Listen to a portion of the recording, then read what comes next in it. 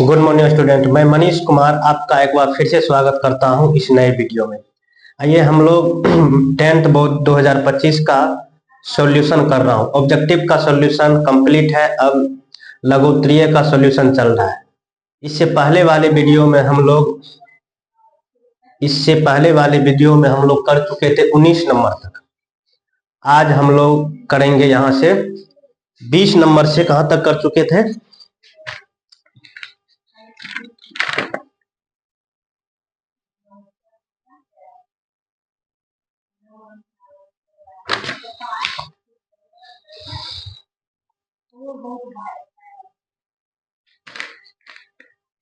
19 number तक कर चुके थे।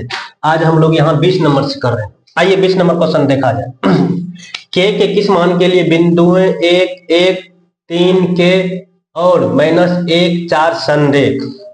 देखिए, जब निर्देशांक दिया रहे तो त्रिभुज का क्षेत्रफल कैसे निकालेंगे, और जब संरेख दिया रहे तो त्रिभुज नहीं बनता है, मतलब उस कंडीशन में क्षेत्रफल 0 होता है। संरेख का मतलब ये एक लाइन में बिंदु होगा। मान लेते हैं कि यहाँ ए है, यहाँ बी होगा, यहाँ सी होगा। ए का निर्देशांक दिया हुआ है 1, 1 और बी का निर्देशांक दिया हुआ है 3 के और तीसरा निर्देशांक सी का दिया हुआ है -1, 4। तो यहां से के का मान देखिए, हम लोग एक ये याद करने के लिए ट्रिक देखिए, ऐसे एरो लगाते हैं, इसको ए, इसको 2, इसको 3। आइए, त्रिभुज का क्षेत्रफल जब निर्देशांक दिया रहे तो 0 होता है, और इसका क्षेत्रफल होता है 1/2 मोड। देखिए x y घटो y जोड़ x y घटो y जोड़ x y घटो y, और ये 0, ये मोड है और 0। ये मोड इसलिए लगाते हैं कि क्षेत्रफल जो भी निकलेगा प्लस में रहेगा। आइए यहाँ देखिए, कहाँ शुरू 1, 2, 3, तो 1, 2, 3 1 हो गया है ना। अब 2 से 2, 3, 1, 2, 3, 1। अब देखिए 2 से कर लिया, अब 3, 1, 2, 3, 1, 2, ऐसे याद करते हैं। या 1/2 x1 इंटू y2 घटो y3 जोड़ x2 y3 घटो y1 जोड़ x3 y1 घटो y2, जैसे आप याद रख सकते हैं। आइए सभी का मान रखते हैं। ये x1 हो गया, ये 1/2 उधर जाएगा तो 0 हो जाएगा, 1/2 मोल। x1 के बदले में 1 दीजिएगा, और देखिए ये y1 है, y2 के बदले में आप k दीजिएगा घटो, y3 के बदले में 4 दीजिएगा जोड़, x2 के बदले में 3 दीजिएगा और y3 के बदले में 4 दीजिएगा, y1 के बदले में 1 दीजिएगा जोड़, x3 के बदले में -1 दीजिएगा और y1 के बदले में 1 दीजिएगा और y2 के बदले में k दीजिएगा, और ये बराबर हो जाएगा 0। ये 1/2 इधर जाके 0 हो जाएगा, 1 से गुना कीजिएगा तो वही हो जाएगा। इधर बच जाएगा आपको k घटो 4 जोड़ 12 घटो 3, ये plus minus -1 minus minus plus k, और ये बराबर हो जाएगा 0। अब देखिए 1 के 2k हो जाएगा।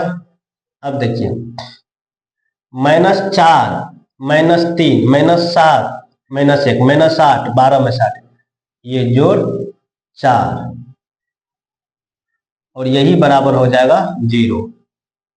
2k बराबर क्या हो जाएगा -4, इसीलिए यहां से काट दीजिए 2 बार में, तो k बराबर हो जाएगा -2। तो यहाँ k का मान निकल गया -2। आइए 21 नंबर, y अक्ष पर एक ऐसा बिंदु ज्ञात करें। आइए y अक्ष, ये y अक्ष हो गया। y अक्ष पर एक ऐसा बिंदु, मान लीजिए कि y अक्ष पर ये बिंदु C है।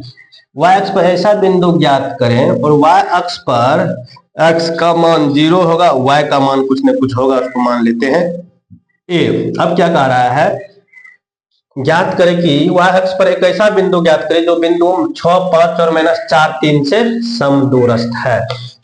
6, 5, x का मान 6 और y का मान 5, x का मान 6 और y का मान 5। देखिए तो किधर होगा, इधर होगा 6 5, x का मान इधर भी, y का मान 5 बराबर हो जाएगा। अब इधर देखिए क्या कर रहा है, x का मान -4 और x का वैल्यू इधर हो रहा है माइनस में, हो रहा है ना, और y का वैल्यू इधर प्लस में, तो ये हो जाएगा। और इस दोनों बिंदु को आप मान लीजिए यहाँ पे एक बिंदु इसको मिला दीजिए, ये C इसको मान लिए A, ये C हो गया, ये B हो गया। अब जो बोल रहा है ये बिंदु जो है, इससे ये बिंदु और इससे ये बिंदु दोनों समदूरस्थ है, बराबर। इसीलिए चूंकि y अक्ष पर बिंदु C 0a बिंदु A -4 3 और बिंदु B 6 5 से समदूरस्थ है। इसीलिए लिख सकते हैं यहाँ पर AC की दूरी आपको हो जाएगा, AC की दूरी बराबर CB की दूरी। और AC क्या, दूरी का फॉर्मूला जानते हैं, क्या जानते हैं, मान के चलिए इसको x1 y1, इसको x1 y1 x2 y2, इसको x3 y3। तो आप यहाँ पे लिखिएगा x2 घटो x1 का होल स्क्वायर जोड़ y2 घटो y1 का होल स्क्वायर, इसका रूट अंडर। अब देखिए यहाँ पर CB, इसको x3, तो x3 घटो x2 का होल स्क्वायर जोड़ y3 घटो y2 का होल स्क्वायर, इसका रूट अंडर। मान पुट कर दीजिए। देखिए यह x2 0 घटो 4 हो जाएगा, इसका स्क्वायर जोड़ y2 a घटो 3 का स्क्वायर, ये हो जाएगा रूट अंडर, बराबर x3 6 घटो 0 का स्क्वायर जोड़ y3 5 घटो 5 घटो a का स्क्वायर, इसका रूट अंडर। आइए यहाँ 0 जो 4 का स्क्वायर हो जाएगा आपको 16। अब देखिए यहाँ पर a घटो 3 का स्क्वायर। अब देखिए ये रूट और ये रूट दोनों तरफ है, इस रूट को कैंसिल आउट कर दीजिए। तो 16 a plus a minus b का a स्क्वायर माइनस 2ab, तो ये 2ab minus 6a plus b square, 3 का स्क्वायर 9 बराबर, ये 6 घटो 0 और 6 का स्क्वायर 36, 5 माइनस a का स्क्वायर जोड़ 5 का square 25, 2ab minus 10a plus a square. चलिए अब इसको सॉल्व कीजिए, a स्क्वायर से a स्क्वायर आपका कट जाएगा। अब देखिए 16 9 25, 16 और 9 25, और इधर 25 जाके इससे ये और इससे ये कट जाएगा। इधर देखिए आपको बच गया -6, इधर आके प्लस हो जाएगा, -6a इधर आके हो जाएगा प्लस 10a, और उधर जाके क्या बच गया है 36, उधर हो जाएगा 36। देखिए 10 में से 6 घटेगा तो क्या होगा 4a बराबर 36, यहां से यहां ये कट गया 9 बार, तो a बराबर क्या निकल गया, a बराबर आपको निकल गया 9। तो आपका जो C बिंदु पूछा जा रहा था, y अक्ष पर का बिंदु जो C पूछा जा रहा था 0a, तो C और 0a के बदले 9, तो आपका यही उत्तर हो गया। आइए क्वेश्चन नंबर 22 देखा जाए। 7 मीटर लंबी सीढ़ी दीवार के साथ, क्या है, एक 7 मीटर लंबी, देखिए ये सीढ़ी है जो कि आपको 7 मीटर लंबी है, एक दीवार, ये हो गया आपका दीवार से खड़ी है, और ये दीवार से खड़ी है, और दीवार खड़ी होती है ए बी सी कितने डिग्री कोण के साथ? 30 डिग्री। दीवार के साथ 30 डिग्री कोण के साथ एक 60 मीटर लंबी सीढ़ी दीवार के साथ 30 डिग्री का कोण बनाती है। दीवार पर उस बिंदु की ऊंचाई ज्ञात कीजिए जहां सीढ़ी दीवार को स्पर्श करती है। दीवार के साथ मतलब ये कोण 30 डिग्री, तो बताइए ये कोण कितना हो गया? 60 डिग्री। तो दीवार को स्पर्श करती है तो मतलब दीवार के साथ 30 डिग्री कोण बनाती है। दीवार पर उस बिंदु की ऊंचाई ज्ञात कीजिए, मतलब ये इस ऊंचाई को मान लिए। अब देखिए तो 90 डिग्री, तो हमको ये निकालना है और ये निकालना है।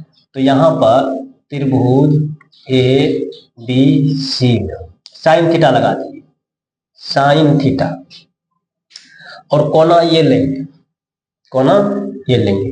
तो साइन 60 डिग्री और साइन थीटा होता है लंब बटे कर्ण, इसके साथ लंब, तो लंब हो गया एच और कर्ण हो गया AC।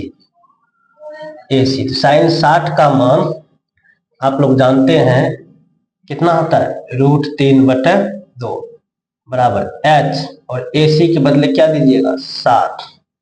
अब गुना कीजिए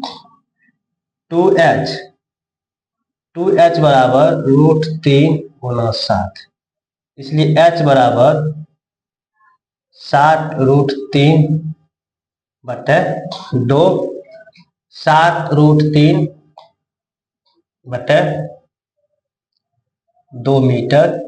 ये क्या निकल गया है? सीढ़ी की ऊंचाई निकल गई। आइए 23 नंबर देखा जाए। एक समांतर चतुर्भुज ABCD बना दीजिए।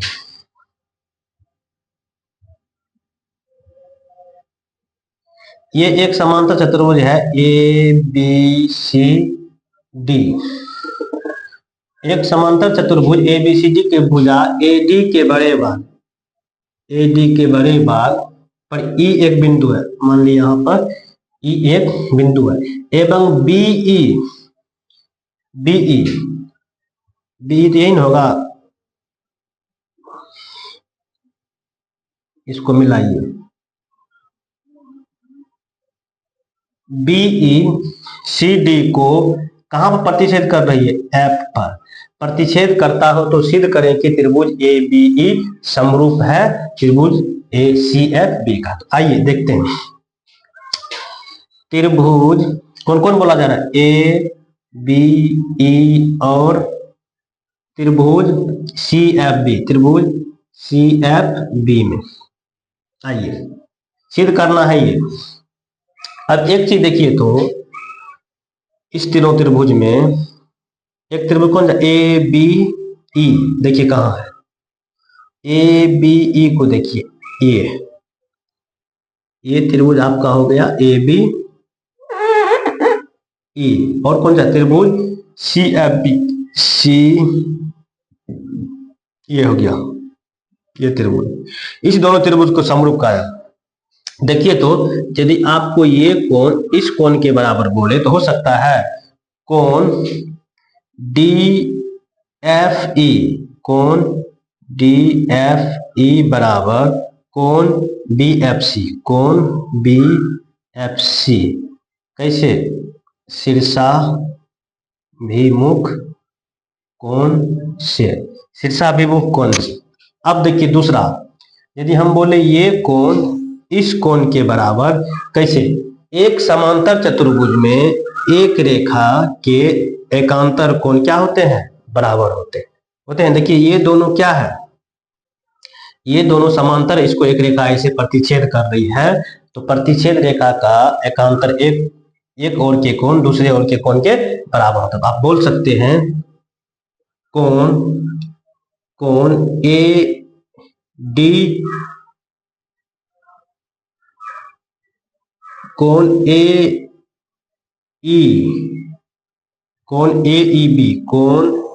AEB बराबर कोण AEB बराबर हो जाएगा कोण CBF के।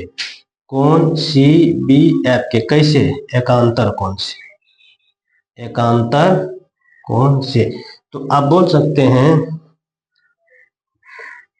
AA सर्वांग समता नियम से, ए सर्वांग समता नियम से त्रिभुज ए बी ई समरूप हो गया है त्रिभुज सी एफ बी के।